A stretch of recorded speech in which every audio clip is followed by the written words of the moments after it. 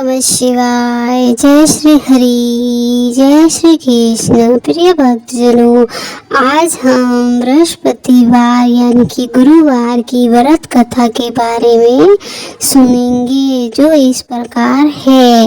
बृहस्पति देव सबकी मनोकामनाओं को पूर्ण करे। भारतवर्ष में एक राजा रहता था। वह बड़ा प्रतापी और दानी था। वह नित्य गरीबों को वो भोजन कराता, ब्राह्मणों की सहायता करता था।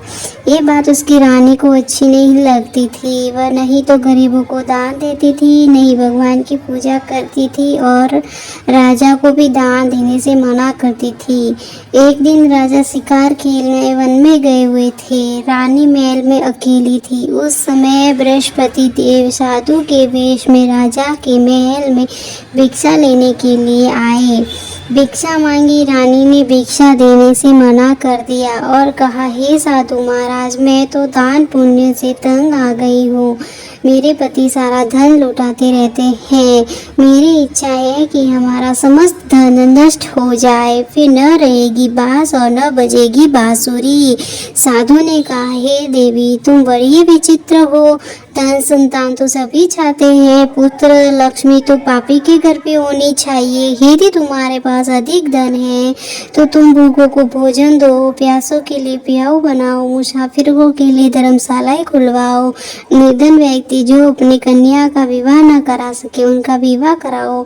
ऐसा करो और कई कार्य है जिसे करने से तुम्हारा यश लोक परलोक में फैलेगा। परंतु रानी पर उपदेश का कोई प्रभाव न पड़ा। वह बोली, महाराज, आप मुझे कुछ न समझाए। मैं ऐसा धन नहीं चाहती जो हर जगह बांटती फिरूं। साधु ने उत्तर दिया, यदि तुम्हारी ऐसी इच्छा है तो तथास्तु। तो तुम ऐसा करना कि बृहस्पतिवार को घर लीप कर पीली मिट्टी से बाल धो के स्नान करना, मुट्ठी चढ़ा करके कपड़े धोना। ऐसा करने से आपका समस्त धन नष्ट हो जाएगा। इतना कह के साधु महाराज वहाँ से आलोप हो गए। जैसे वह साधु कहकर गया था, रानी वैसा ही किया। सब बृहस्पति ही बीते थे कि उनकी समस्त धन नष्ट हो गया और भोजन के लिए दोनों तरसने लगे।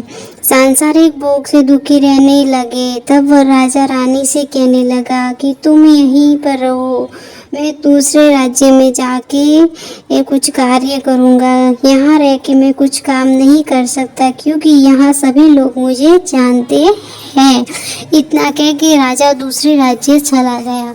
राजा दूसरे राज्य में जाकर जंगल से लकड़ी काट के लाता और शहर में बेचता, जिससे उसका गुजारा हो जाता था। इधर रानी और दासी 7 दिन से कुछ न खाने की वजह से बहुत बुरा हाल था।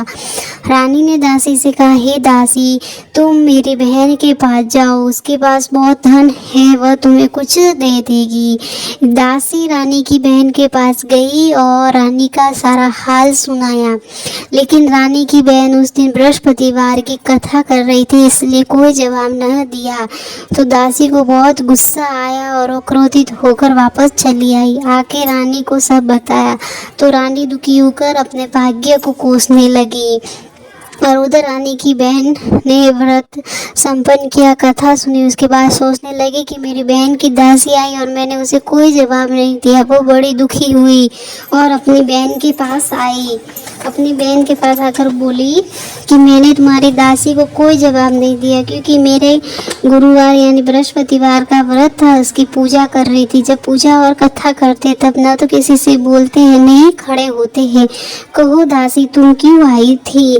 तब बहन बोली कि हे बहन, तुमसे क्या छुपा है, 7 दिन से हमने कुछ नहीं खाया। इतना कह के रानी की आंखों में आंसू आ गए। तब रानी की बहन बोली कि बृहस्पति भगवान सबकी इच्छा पूरी करते हैं, जाओ, तुम्हारे घर के अंदर कुछ तो पड़ा होगा। तब रानी को विश्वास नहीं हुआ, फिर भी बहन के कहने पर उसने दासी को अंदर भेजा। जब दासी अंदर गई तो देखा कि एक घड़े में अन्न पड़ा मिला, तो दासी लेकर आई और रानी को दिया।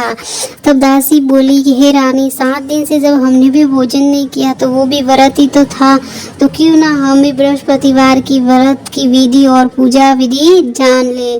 तब उसकी बहन ने रानी को बताया कि हे बहन, गुरुवार के दिन इन पीले दाल और गुड़ से केले की पूजा करे, दीपक जलाए और विष्णु भगवान की कथा करे और विष्णु भगवान का पूजन करे। फिर कथा पूरी होने के बाद प्रसाद सबको बांटे, जो कहानी सुनते हैं उनमें प्रसाद बांटे और स्वयं भी ग्रहण करे। ऐसा करने से सारे दुख समाप्त हो जाते हैं। रानी की बहन ने इतना कहकर वो वहाँ से चली गई। फिर अगले गुरुवार यानी बृहस्पतिवार के दिन रानी और दासी ने उपवास किया। दासी जाकर के मूंगरा और दाल गुड़ लेकर आई, केले की पूजा की, बृहस्पति भगवान की पूजा की, दीपक जलाया, सब किया। लेकिन अब क्या करे कि पीला भोजन नहीं था। दोनों बहुत दुखी हुई, लेकिन उन्होंने बृहस्पति देव का व्रत किया था, तो बृहस्पति देव उनसे प्रसन्न हुए और एक साधारण मनुष्य का रूप धारण करके 2 थाली में पीला भोजन लेकर आए और दासी को दिया। दासी ने भोजन पाकर बड़ी खुश हुई और लेकर रानी के पास लेकर गई। दोनों ने मिलकर भोजन किया और बहुत खुश हुई। और ऐसे ऐसे करते उन्होंने हर गुरुवार और बृहस्पति भगवान का व्रत करना चालू कर दिया। तो रानी के पास बहुत धन संपत्ति हो गई। लेकिन रानी फिर से आलस्य करने लगी। तब दासी बोली, हे रानी, आप पहले भी धन को खर्च करने में इतना ही आलस करती थी, तो कितने दुख झेलने पड़े। अभी बड़ी मुश्किल से हमारे पास सारी धन संपत्ति आई है, तो आप आलस्य मत कीजिए। आप प्यासों के लिए प्याऊ बनाइए, मुसाफिरों के लिए धर्मशालाएं खुलवाइए, ये बगीचे बनवाइए, कुएं बनवाइए, जिससे आपका नाम होगा, आपको स्वर्ग की प्राप्ति होगी और आपके कुल का भी यश बढ़ेगा। रानी ने दासी की बात मानकर ऐसा ही किया। उसने सब गांव में अपने राज्य में कुएं बनवाए, धर्मशालाएं बनवाई, प्याऊ बनवाई, इतना सब किया। और इधर राजा जंगल में निराश होकर बैठा था। तभी ही साधु का रूप धारण करके बृहस्पति देव आए। तब राजा बोला, हे साधु महात्मा, आप इस जंगल में क्यों भटक रहे हो? तब साधु बोला, हे लकड़हारे, तुम इतने निराश होकर यहाँ क्यों बैठे हो? तब लकड़हारा बोला कि आपसे क्या छुपा है साधु महात्मा, और उसने अपनी सारी ये कहानी सुनाई। तब साधु महात्मा बोले कि तुम्हारी रानी ने बृहस्पति भगवान का निराधन किया था, इसलिए तुम्हें ये सारे कष्ट झेलने पड़े। लेकिन अब मैं कहूँ वैसा ही करना, जो तुम्हारे सारे दुख नष्ट हो जाएंगे। तुम बृहस्पतिवार के दिन बृहस्पति भगवान की पूजा करना, चने की दाल और गुड़ से उनका पूजन करना, केले की पूजा करना, शुद्ध जल के लोटे में शक्कर डाल के अमृत तैयार करना, और वो कथा पूरी होने के बाद सुनने वाले प्रेमियों में और सब बांटना और खुद भी ग्रहण करना। लकड़हारा बोला, महात्मा, मैं लकड़ी बेच के मुझे इतने ही पैसे मिलते हैं, जिससे कि मैं उसके उपरांत अपना भोजन ही कर पाता हूँ। और रात्रि में मुझे स्वप्न में रानी बहुत दुखद दिखाई दी। मेरे पास कोई साधन ही नहीं है कि मैं उसकी खोज खबर निकाल सकूँ। तब साधु बोला, तुम दुखी मत हो, मैं कहूँ वैसा ही करो। तुम जंगल में जाना, लकड़ी काट के शहर में बेचना, उसे जो धन मिले उसे अपने पूजा करना और उसके उपरांत बचे पैसों से तुम अपना भोजन करना। तो लकड़हारा बोला, महात्मा जी, ये कैसे करते? मुझे इसकी पूजा विधि वगैरह कुछ नहीं पता है, इसकी कथा कैसे कहते हैं? तब साधु बोला कि प्राचीन समय में एक ब्राह्मण था, वह बहुत ही निर्धन था, वह बहुत दुखी था। वो रोज़ सुबह उठ के पूजा पाठ करता, लेकिन उसकी स्त्री बहुत ही गुंदी रहती थी। वह न तो स्नान करती थी, न भगवान की पूजा करती थी, और प्रातःकाल उठ के ही भोजन करती थी। लेकिन भगवान की कृपा से साधु के घर में एक कन्या का जन्म हुआ। वह कन्या धीरे धीरे अपने पिता के घर में बड़ी होने लगी। जैसे वह बड़ी हुई तो वह सुबह प्रात जल्दी उठती, स्नान करती, बृहस्पति भगवान की पूजा करती, व्रत करती, फिर वो अपने विद्यालय चली जाती। जब विद्यालय जाती उस समय वो अपने हाथ में जौ लेके जाती, जो रास्ते में बिखेरते बिखेरते जाती। विद्यालय से लौटते समय वो जो अपने हाथ लेके आती, जब वो सोने के बन जाते थे तो वो अपनी मुट्ठी में भर के घर पे लेके आती। एक दिन वो सोने को जौ को सौंप में साफ कर रही होती है। तभी उसकी माँ उसे देख के बोलती है, हे बेटी, सोने के जौ को साफ करने के लिए सोने का सौंप होना चाहिए। तो लड़की ने अगले बृहस्पतिवार को बृहस्पति भगवान से विनती की कि हे बृहस्पति भगवान, मैं आपकी पूरी श्रद्धा से भक्ति करती हूँ, तो मुझे सोने का सौंप दे देना।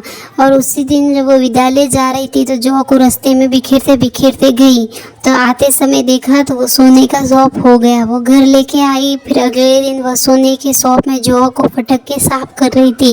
तभी उसी समय उधर से राजा का पुत्र गुजर रहा था। उसने उस कन्या को देखा जौ साफ करते, और उसकी सुंदरता को देख वो मनमोहित हो गया और घर जाकर लेट गया। और राजा को ये खबर मिली तो राजा अपने पुत्र के पास आया और बोला, हे पुत्र, तुम्हें क्या कष्ट है? किसी ने तुम्हारा अपमान किया? किसी ने कुछ कहा? तुम्हें क्या तकलीफ है? मुझे बताओ।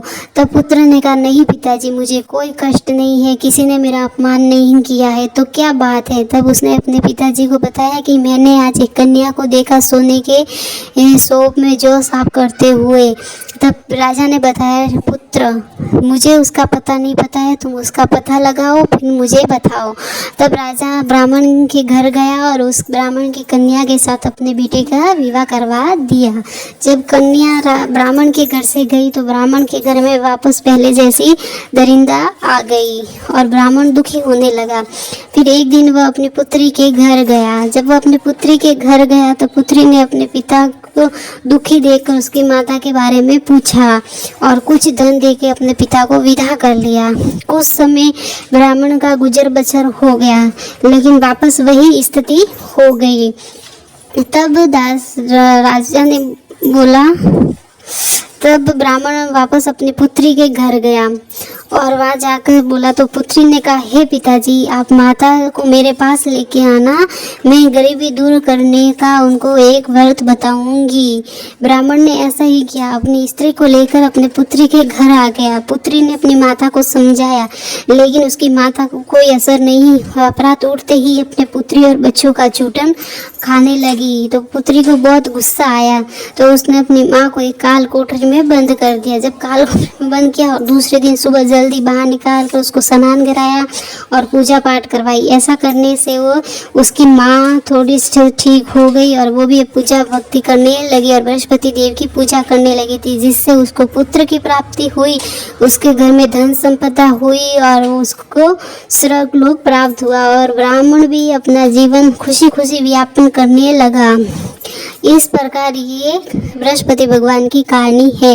यह सुनाकर वो ब्राह्मण देवता वहाँ से आलोप हो गए। फिर एक दिन धीरे धीरे समय गुजरता गया। एक दिन बृहस्पति वार आया। उस दिन ब्राह्मण जंगल से लकड़ी काट के नगर में बेचने गया और अधिक दूसरे दिन से उसको उस दिन अधिक धन प्राप्त हुआ, जिससे उसने चने की दाल गुड़ ला करके बृहस्पति देव की पूजा की और व्रत किया। लेकिन अगला बृहस्पतिवार आया तब वह भूल गया और इधर नगर के राजा ने घोषणा करवाई कि आज कोई भी भोजन नहीं बनवाएगा, किसी के घर चूल्हा नहीं जलेगा। अगर किसी ने ऐसा किया तो उसे फांसी की सजा दी जाएगी। लेकिन राजा थोड़ी देर से पहुंचा तो राजा उसको अपने घर लेके गया और वहाँ भोजन करवाया। तो वहाँ खूंटी पे रानी का हार लटक रहा था, जो रानी को नहीं दिखा। तो रानी को लगा कि इस लकड़हारे ने ही चुराया है। उसने सिपाहियों को बुला करके लकड़हारे को काल कोठरी में डलवा दिया। तब वो बहुत दुखी हुआ कि पता नहीं कौन से पिछले जन्मों का पाप है जो अभी मुझे भोगना पड़ रहा है। और दुखी होकर उसी जंगल में मिले साधु को याद करने लगा। तब साधु को याद किया तो बृहस्पति देव वहीं प्रकट हुए और बोले, हे मूर्ख, दुखी मत हो, तूने बृहस्पति भगवान का व्रत नहीं किया है, निर्धारण किया है, इसीलिए तुझे ये कष्ट भोगने पड़े हैं। अब अगले बृहस्पतिवार को तुझे इस दरवाजे के बाहर 4 पैसे मिलेंगे, जिससे बृहस्पति भगवान की पूजा कर लेना। इतना कहकर वो वापस अंतर ध्यान हो गए।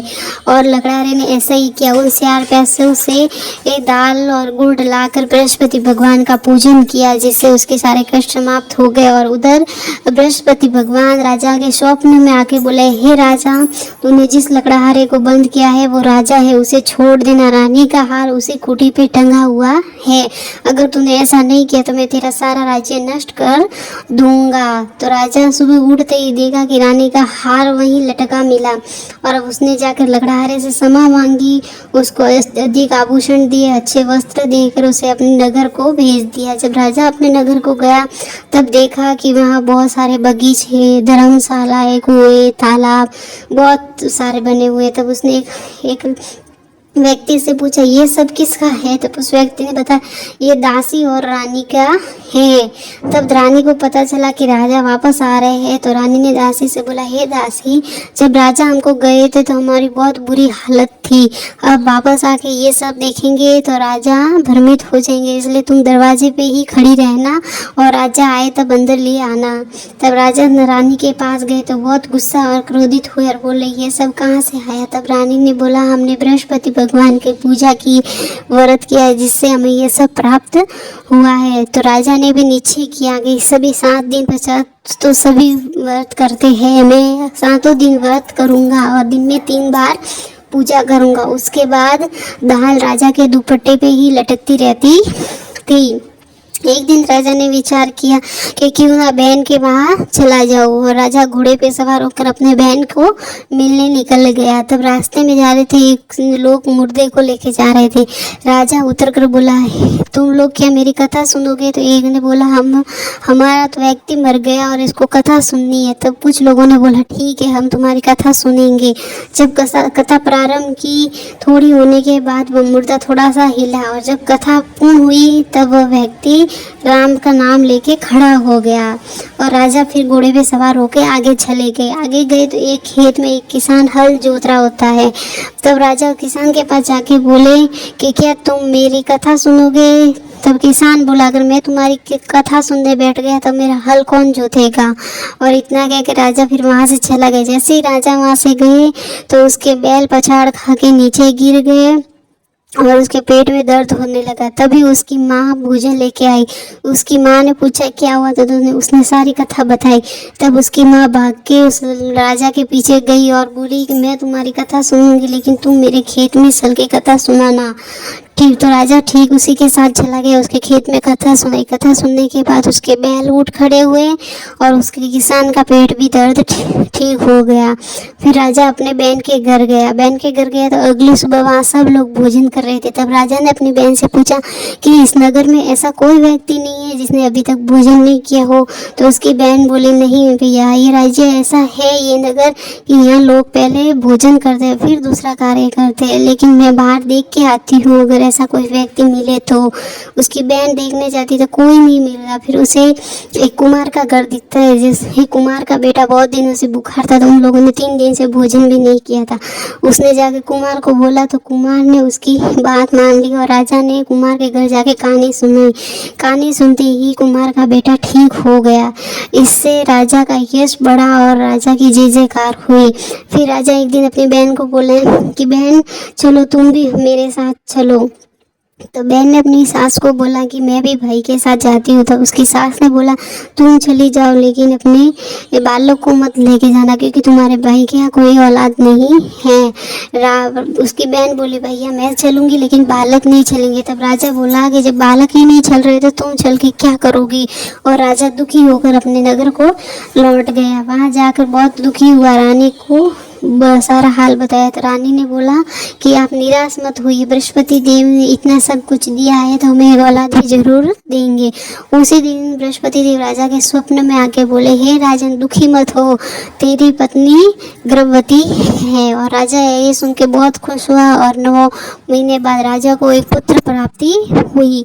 ये समाचार उसकी बहन को मिला। उसकी बहन बहुत खुश हुई और भाई को मिलना आई। तब राजा ने बोला, हे रानी, स्त्री बिना भोजन के रह सकती है लेकिन बिना कहे नहीं रह सकती, इसलिए मेरी बहन जब आए तब तुम मेरी बहन को कुछ मत बोलना। तब रानी ने हाँ कर दी।